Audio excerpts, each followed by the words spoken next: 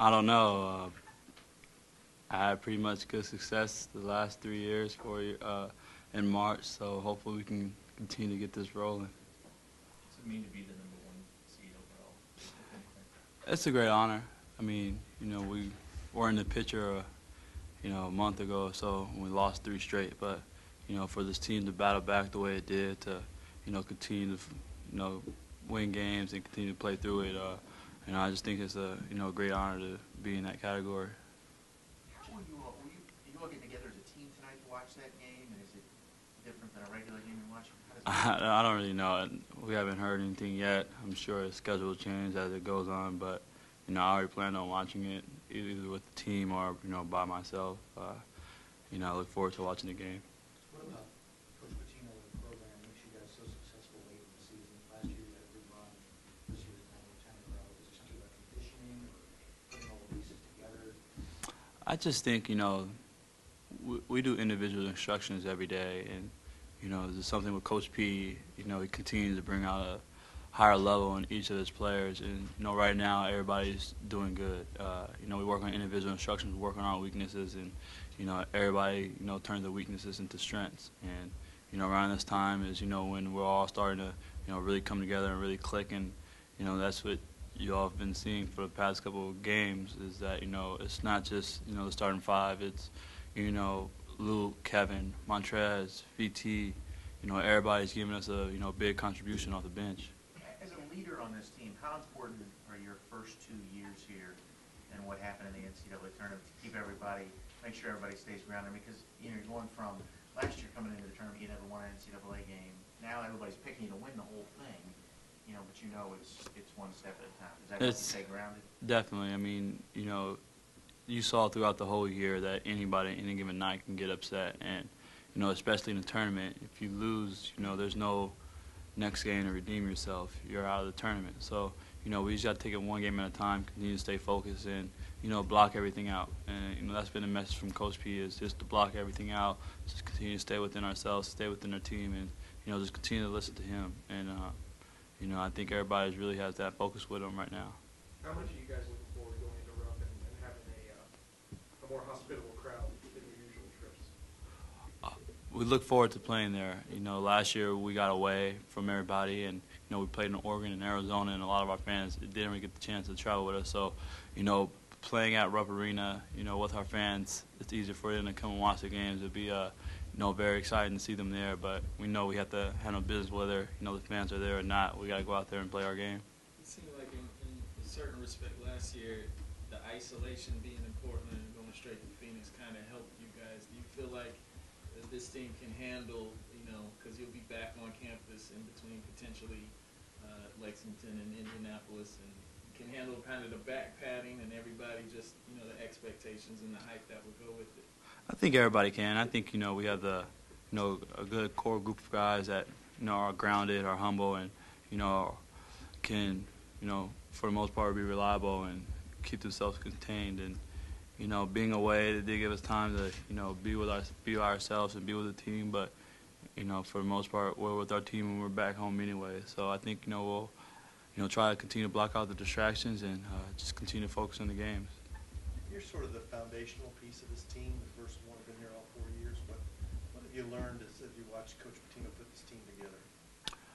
Just how he recruited. I mean, a lot of people didn't really, accept the class that he brought in with Russ and Gorey. They didn't really know too much about them, and, just the way that they came along. I mean, they're arguably our 2 best players right now, and, so, just the way he's just been putting, a group of good guys together of character. That's what he went on and recruited. He has an eye for talent, and he picks the best players that he thinks have the talent and that can play in the system. And that's what I think he has done over the last my 4 years. And it's just great to see these guys grow up. I've been with them, some for 3, some for 2, and the guys this year like Montrez and Mango for 1. But it's great to see them guys develop into, the great men they are today, the players they are today, and I look forward to their development next year. A lot of them were really highly rated guys. Yeah, that's the thing about Coach P. He's able to, watch a guy play for 10 minutes and know right away if they're good or not, or and that's something he's always been good at, and I'm just glad to be a part of it. You feel pressure now? Somebody, I forgot what source it was, but rated you as the top player nationally to follow on Instagram. That's as much pressure I felt all week. I gotta live up to that reputation of my Instagram.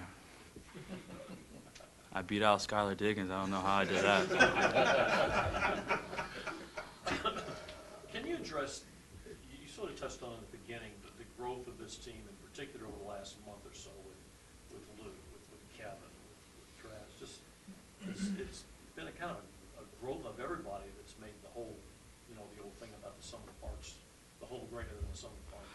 I just think, that's just what's been the most important thing for this team is, the growth of those guys. Because, throughout the season, you have one or two guys playing well and the other guys not playing so well. But, as we talked as a team, me and Russ and a couple other guys, in those last couple of games, it wasn't just one or two guys. It was everybody that stepped up. And, that's what we're going to need. And that's what, Coach P gets us to believe in, that it's not just one player. We have talented guys on the team that can go out there and score points and do other things. Like VT, we joked with him yesterday because Coach P was like, he averages the most rebounds per minutes played, and he only played 2 minutes in the championship game or something like that, and he had 2 rebounds. So we was just joking around with him, and you just really see the contributions that everybody is willing to give, and everybody can score the ball on this team, but I think they really bought into what Coach P has been preaching, that, we got to do it on the defensive end first. Offense, don't even worry about it. Just go out there and play. But defense is really what you got to focus in on. Do you guys fill out brackets? No. I don't think anybody has filled out a bracket. I know people who have, my girlfriend and her family, but no, I don't think anybody filled out a bracket. Did your girlfriend and her family pick anyway? I didn't look at it. I didn't want to. Do you know who's in your region? It's a little tough, Michigan State and all that. Do you see a path that could take you to the Final Four now? Do you think it's challenging versus the other regions? I think it's definitely challenging, but I think, this NCAA tournament is, challenging for everybody. And, throughout the year, as watching other teams play and you see some of the good teams fall off, you're just like, man, it's going to be even tougher in the tournament because you see all these good teams lose by 1, a buzzer beater, and that's going to just lower the seeds. But, it's just going to make it tougher for the tournament. But I think in all, we're focusing on, our games right now, Liberty and North Carolina A&T, and, they're both good teams. They both made the tournament. Liberty is one of the highest teams. They lost, the first 2 out of 8 and then 1 out of 10 and just went on a crazy run. So, they're hot right now. They're playing with a lot of confidence. And then, North Carolina A&T, they're playing great right now also. So, we have a lot to watch on film, and we just can't look forward. We got to just continue to focus on the game before us. A lot of reserves have stepped up. We've seen multiple times starters go to the bench and play cheerleaders on the bench. No disrespect to previous years, but how rare is that in your time? To be honest, my sophomore year is when, when I played in the backcourt PK, seeing him going to the bench and him being the biggest cheerleader, really, inspired a lot of us to, be that type of person, even if we're not playing good, to, go on the bench and continue to cheer our teammates on because it gives them a lot of confidence. And I just think each year by year, that continually has grown with everybody. Last game you saw Shane, the first one off the bench, cheering and running on the court and, high-fiving Trez and everybody. And, it's just things like that. It just really, brings your team closer, all together because, if you let your ego get in the way, then, he could have continued to sulk on the bench and then not play well in this next game. But, he was the happiest person if you see him in the locker room. And, he's that like he just had 30 and 20 that game. So, for this team to continue to grow that way and to continue to support each other is really going to be big for us. You have to let Peyton go